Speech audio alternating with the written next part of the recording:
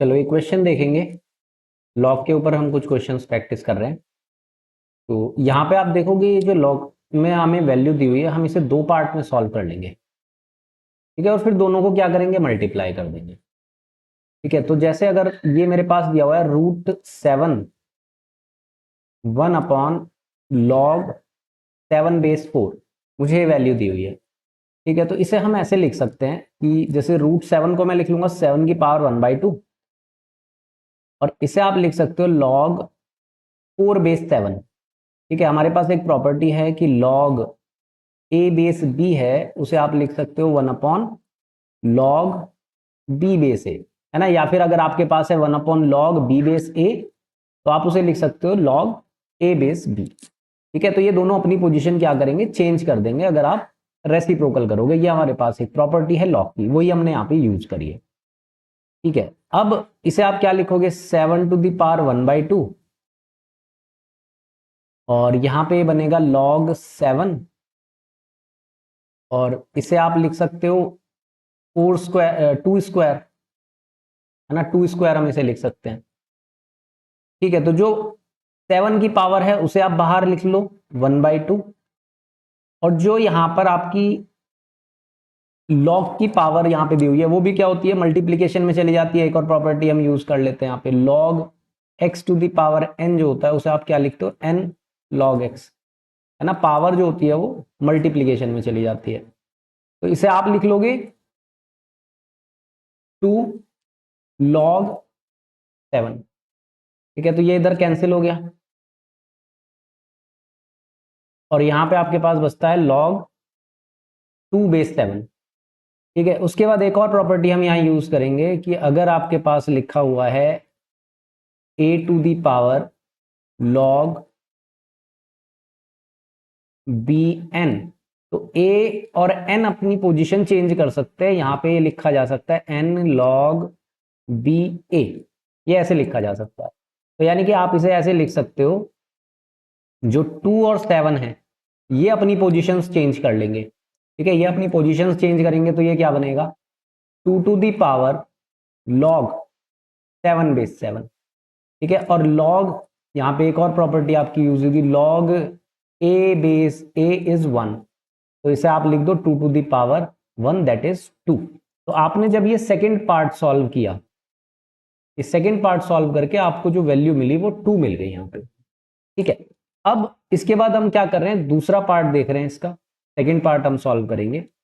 तो मेरे पास लिखा हुआ है log 9 बेस 2 स्क्वायर, और इसकी पावर है 1/log 2 log 9 बेस 2, ऐसे लिखा हुआ है, ये ऐसे लिखा हुआ है।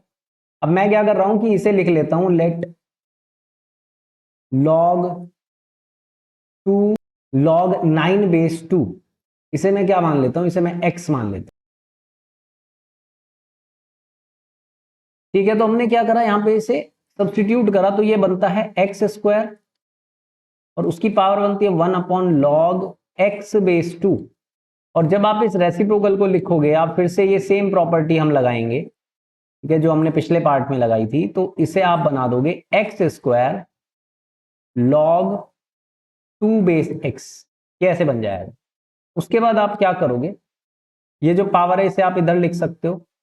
ठीक है, तो ये आपका बनता है ऐसे, x की पावर 2 log 2 बेस x, और ये क्या होगा, ये इधर पावर चली जाएगी, है ना। अभी हमने देखा था कि log x⁴n को आप लिख सकते हो n log x, ऐसे ही n log x को आप लिख सकते हो log x⁴n। तो हम इसे लिख सकते हैं x log 2 4 बन गया। ठीक है ना, 2 क्या हो गया, 4 हो गया। और अब आप फिर से यही वाली प्रॉपर्टी लगा दोगे कि a log n base b है, तो a और n अपनी पोजीशन चेंज करके बनाएंगे। तो यहां पे हम x को और 4 को उसकी पोजीशन चेंज करा देते हैं, तो 4 log x बेस x, ये 1 बन गया, तो यहां से आपको मिल गया 4। ठीक है, तो ये इधर आपका जो आया है, यहां पर इस पार्ट का आंसर आया है 4, तो 4 × 2 8 आपका आंसर बनता है। ठीक है, तो इसका आंसर हमारा क्या बनता है, 8 बनता है। ठीक है, नेक्स्ट देख लेते हैं। अब हमें यहाँ पे ये दिया हुआ है, तो इस तरह के क्वेश्चन आपने क्वाड्रेटिक के अंदर भी काफी किए होंगे जो इनफाइनाइट सीरीज के होते हैं। तो यहाँ पे आप देखो ये जो पार्ट है ना हमारा, ये बार बार रिपीट हो रहा है, 4-1/3√2, फिर उसके अंदर फिर से रूट करके। तो आप इसे क्या रख सकते हो, पूरे पार्ट को इसे कुछ लेट कर लेते हैं हम, ठीक है। तो मैं ये मान लेता हूं लेट x इक्वल्स टू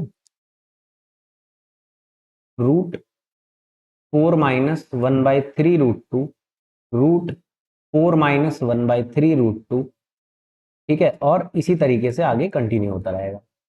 अब आप देखोगे आपने इसे x लेट किया है, लेकिन अगर मैं इनफाइनाइट में से सिर्फ एक टर्म हटा दूं तो भी वो इनफाइनाइट तक ही है ना। तो अगर मैं इसे छोड़ के बाकी पार्ट को देखूं तो वो भी क्या है, x है। तो मैं इसे ऐसे लिख सकता हूं x इक्वल्स टू √4-1/3√2। यहां पर आप फिर से x डाल सकते हो ना, ये पूरा का पूरा क्या है, x है। इनफाइनाइट में से आपने एक हटा दिया तो फिर भी क्या रहा, x रहा। स्क्वायरिंग कर लेंगे, x square equals to 4-1/3√2 x। अब यहां से आप क्या करो, x की वैल्यू निकाल लो, ठीक है। तो x square plus 1/3√2 x minus 4 equals to 0, ठीक है। क्वाड्रेटिक इक्वेशन सॉल्व कर लेंगे, ये बनता है हमारा 3√2 x square plus x minus 4 into 3√2 equals to 0। तो x की वैल्यू हमारी यहां से आ जाती है -b √b square minus 4ac, 4 into 3√2 into -4 3√2 upon 2a, 2 into 3√2, ठीक है। तो यहां से हम क्या करेंगे, x की वैल्यू निकाल लेंगे।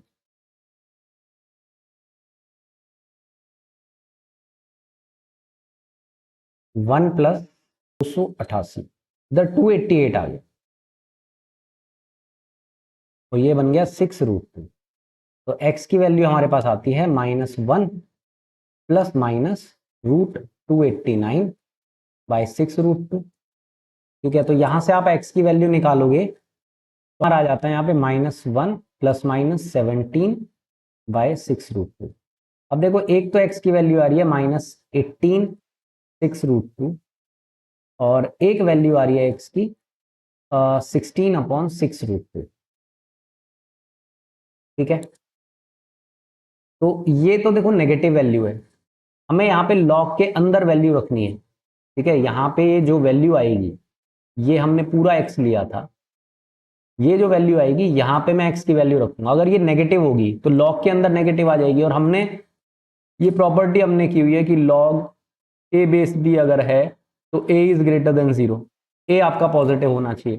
तो इसे तो हम क्या कर देंगे, रिजेक्ट कर देंगे, ठीक है ना। इसे हम रिजेक्ट कर देंगे तो हम ये वैल्यू रख सकते हैं। तो यहां से आप वैल्यू कैलकुलेट कर लो, ये आता है 8, और आप √2 से भी अगर करोगे इधर तो ये बन जाएगा 8√2/3 इंटू 2। तो ये आपके पास आता है 4√2/3, 4√2/3। ये आपकी x की वैल्यू आ गई। अब ये जो x की वैल्यू है हम कहां पुट कर देंगे, अपने एक्सप्रेशन के अंदर पुट कर देंगे। हमारा एक्सप्रेशन है 6 प्लस लॉग बेस है 3/2, और यहां पे आ जाएगा 1/3√2 है। इधर आप मल्टीप्लाई करोगे, x की वैल्यू है ना, हमने इसे ही तो x माना हुआ है, तो 4/3√2, √2 से √2 कैंसिल हो गया, ठीक है। तो इसे आप सॉल्व करोगे तो ये आंसर आपका आता है 3 प्लस लॉग बेस है 3/2, और ये बन जाएगा 2/3 का स्क्वायर, है ना। 4 को आप लिख सकते हो 2 का स्क्वायर और नीचे 3 इंटू 3।